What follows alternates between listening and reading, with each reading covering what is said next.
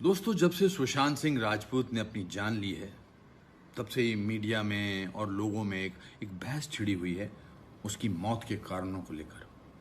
और ऐसे में किसी की मौत के दुख से ज्यादा उस पर स्पेकुलेशंस हावी हो जाती है। आउटसाइडर है, इनसाइडर है, वगैरह वगैरह, ये सब चलता रहेगा। ये आज का दस्तूर नहीं, ऐसा सालों से होता चला आ रहा है।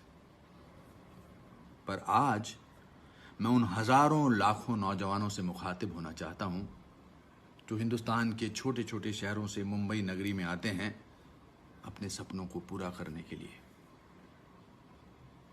हो सकता है इन सब खबरों को देखकर, सुनकर आपके या आपके माता पिता के मन में एक शंका, घबराहट पैदा हो रही हो कि कहीं मैं गलत जगह तो नहीं आ गया। क्या ऐसा ही होता है इस नगरी में? क्या मैं एक आउटसाइडर ही बनकर रह जाऊंगा?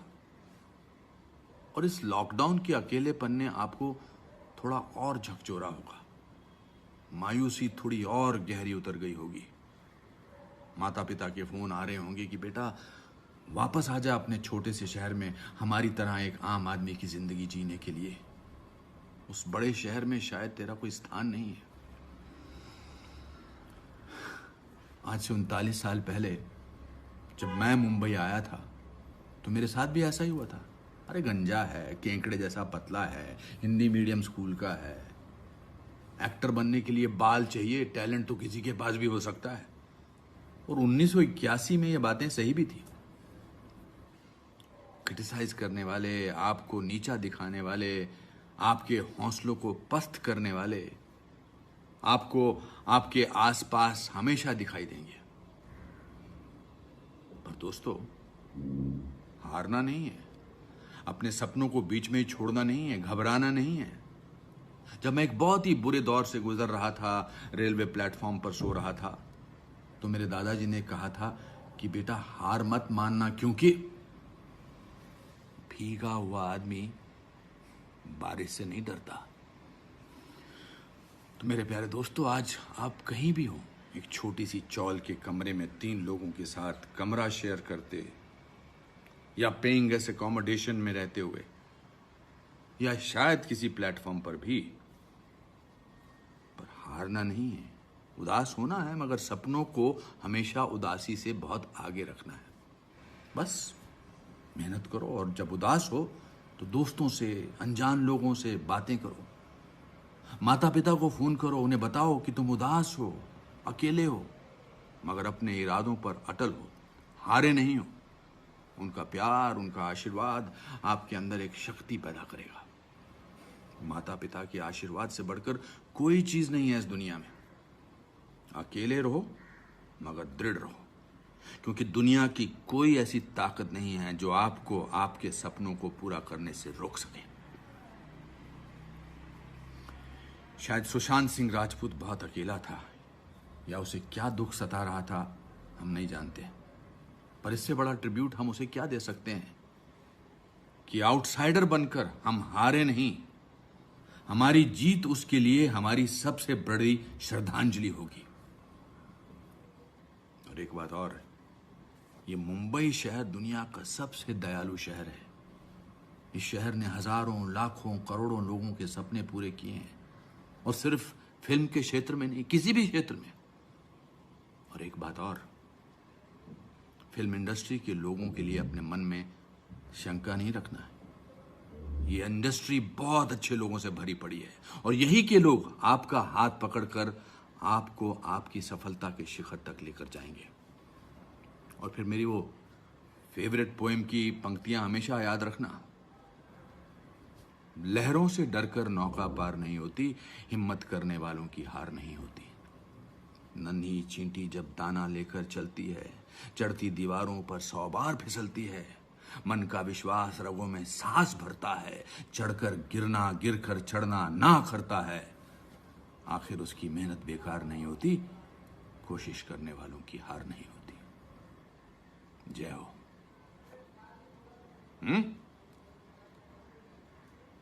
ये जो मैं छोटा सा वीडियो आपके सामने पेश कर रहा हूँ, ये मेरा खुद का नहीं है।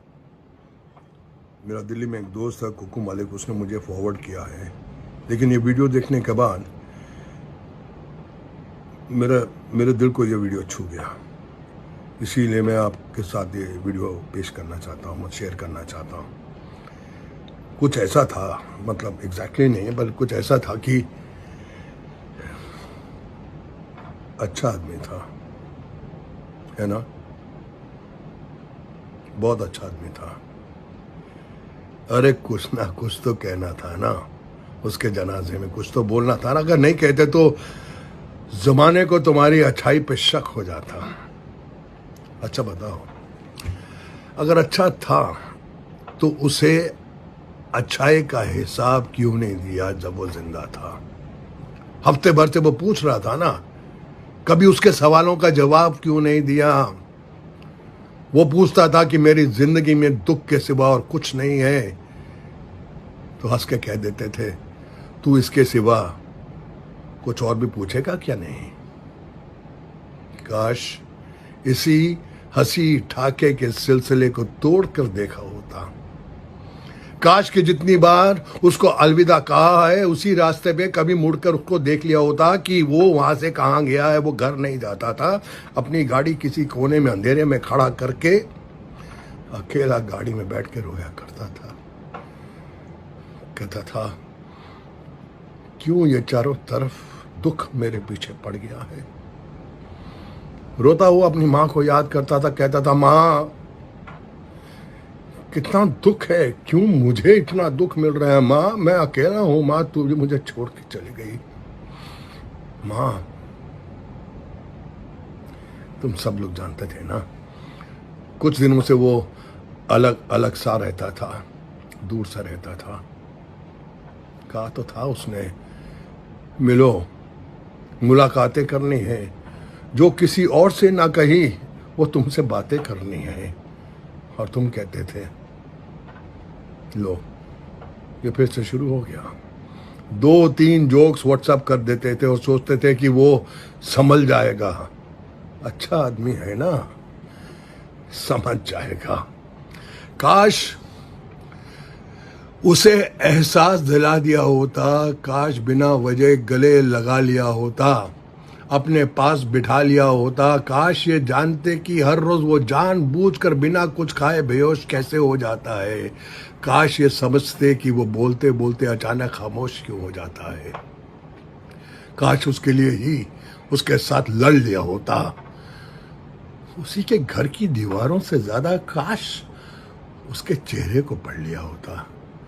सिर्फ उसकी कब्र से एक ही आवाज आएगी अब, कि अगली बार मेरे जैसा अगर कोई मिल जाए तो उससे बातें करना, मुलाकातें करना, उसका दिल रखना, उसके घर जाकर उसे तोहफे देना और उस गंदे मानूस फंदे, फांसी के फंदे को खिड़की से बाहर फेंक देना।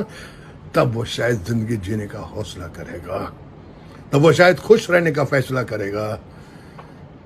ये बातें हम सब जानते हैं, हम सबको पता है, पर आज कहना लाजमी था, ताकि तुम किसी के घर जाके सफेद लिबास पहनकर ये ना तुम्हें कहना पड़े कि वो एक अच्छा आदमी था, वो एक अच्छा आदमी था। Thank you, sorry I got a little, thank you.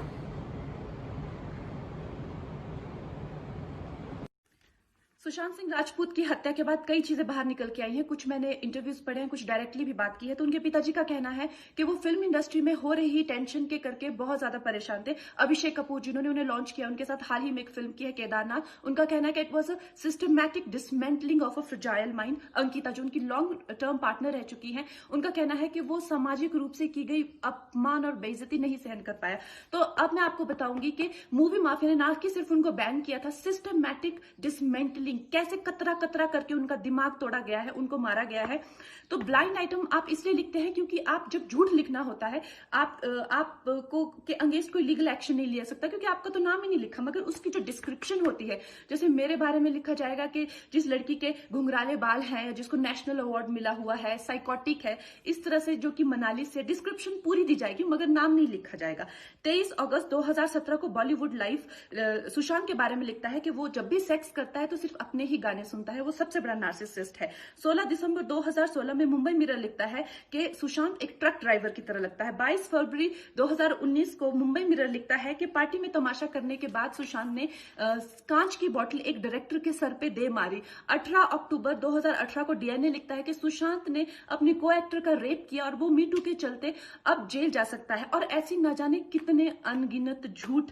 और ये जो बुद्धिजीवी जर्नलिस्ट हैं, ये जो चील कौए गिद्ध हैं, जो मूवी माफिया के पाले हुए हैं, ये इसको मेंटल, इमोशनल, साइकोलॉजिकल लिंचिंग को जर्नलिज्म कहते हैं। मेरे बारे में आज तक जो भी कहा गया मैंने कुछ नहीं कहा, लेकिन जब एक स्वतंत्रता सेनानी के खिलाफ गंदगी लिखी गई, मैंने उस जर्नलिस्ट को कॉन्फ्रंट किया। आपको पता है उसी रात 4 सीनियर जर्नलिस्ट ने मेरे खिलाफ एक गिल्ड बनाई, ऐलान किया गया कि इसकी फिल्म को बैन किया जाए, फ्लॉप किया जाए। आपको पता 3000 जर्नलिस्ट गैंग अप होते हैं एक अकेली लड़की पर, उसकी इमोशनल लिंचिंग करते हैं सरेआम, और ये समाज कुछ नहीं कहता, कानून कुछ नहीं कहता है। मैंने उन पे केस करने की कोशिश की मगर 1 महीने बाद वो गायब हो गए, मेरी फिल्म रिलीज हुई, गायब हो गए। तो मेरा कहने का मतलब ये है कि अगर ये समाज जिस अन्याय की बुनियाद पर खड़ा है और कभी आवाज नहीं, आप ये पढ़ते हैं, चटकारे लेते हैं, कभी आपने सोचा है कि कभी नेपो किड्स के बारे में ये क्यों नहीं लिखा जाता है? तो ये अन्याय का फंदा किसी दिन आपके बच्चों के गले में लटका मिलेगा, आपके गले में लटका मिलेगा। इसलिए जब तालियां बजेगी और सीटियां बजेगी तब आपको पता चलेगा कि क्या गुजरती होगी। सुशांत सिंह राजपूत की मौत ने हम सबको झंझोड़ के रख दिया है, मगर कुछ लोग जो इस चीज में माहिर हैं कि कैसे एक पैरेलल नैरेटिव चलाना है, वो इस तरह से चला रहे हैं कि हाँ, जिनका दिमाग कमजोर होता है वो ये डिप्रेशन में आते हैं और सुसाइड वगैरह कमिट करते हैं। जो बंदे ने स्टैनफोर्ड की स्कॉलरशिप, वो रैंक होल्डर है in his entrance for engineering, उसका दिमाग कमजोर कैसे हो सकता है? अगर आप देखें उनके कुछ लास्ट पोस्ट, वो क्लियरली कह रहे हैं कि लोगों को बैक कर रहे हैं कि प्लीज मेरी फिल्में देखो, मेरा कोई गॉड फादर नहीं है, मुझे निकाल दिया जाएगा इस इंडस्ट्री से। अपने इंटरव्यू में वो जाहिर कर रहे हैं कि मुझे क्यों नहीं ये इंडस्ट्री अपनाती है, I feel like a left over. तो क्या इसमें इस हादसे की कोई बुनियाद नहीं है? किस तरह से अगर किसी और स्टार किड ने इस तरह से 6-7 के साल के स्पैन में काय पोचे जैसे उनको कोई डेब्यू की कोई एक्नॉलेजमेंट, कोई अवार्ड नहीं मिला, या केदारनाथ या धोनी या छिछोरे जैसी फिल्म, एक गली बॉय जैसी एक वाहियात फिल्म को सारे अवार्ड मिलते। Chhichhore is the best film and the best director, उनकी फिल्म को कोई एक्नॉलेजमेंट नहीं। हमें आपसे कुछ नहीं चाहिए, हमें आपकी फिल्में नहीं चाहिए, लेकिन जो हम खुद करते हैं आप हमारे एक्नॉलेजमेंट क्यों नहीं हमें देते हैं? मुझे इनकी फिल्में, मैं जो खुद फिल्में डायरेक्ट करती हूँ, उनको सुपरहिट फिल्मों को ये फ्लॉप घोषित करते हैं। मुझ पे 6 केसेस क्यों डाले गए, क्यों मुझे जेल में डालने की कोशिश की गई? और मुझे इनके जो चमचे जर्नलिस्ट हैं, वो सुशांत जैसे लोगों पे जो ब्लाइंड आइटम्स लिखते हैं कि वो साइकोटिक है, न्यूरोटिक है, एडिक्ट है। संजय दत्त की एडिक्शन तो आपको बहुत क्यूट लगती है। वो लोग मुझे मैसेज करते हैं कि तुम्हारा बहुत डिफिकल्ट टाइम है, तुम ऐसा वैसा स्टेप मत उठा लेना। ऐसा क्यों कहते हैं मुझे? ये क्यों मेरे दिमाग में डालना चाहते हैं कि आप सुसाइड कर लीजिए? तो ये सुसाइड थी कि ये प्लान मर्डर था? लेकिन सुशांत की गलती यही है कि वो उनकी बात मान गया। उन्होंने कहा तुम वर्थलेस हो, वो मान गया। उसने he didn't remember what his mother told him. उन्होंने कहा कि तुम्हारा कुछ नहीं होगा, वो मान गया। वो चाहते ही ये है कि वो इतिहास लिखे और ये लिखे कि सुशांत कमजोर दिमाग का था। वो ये नहीं बताएंगे कि क्या सच्चाई क्या है। तो हमें ये डिसाइड करना है कि who will write the history, we will decide that.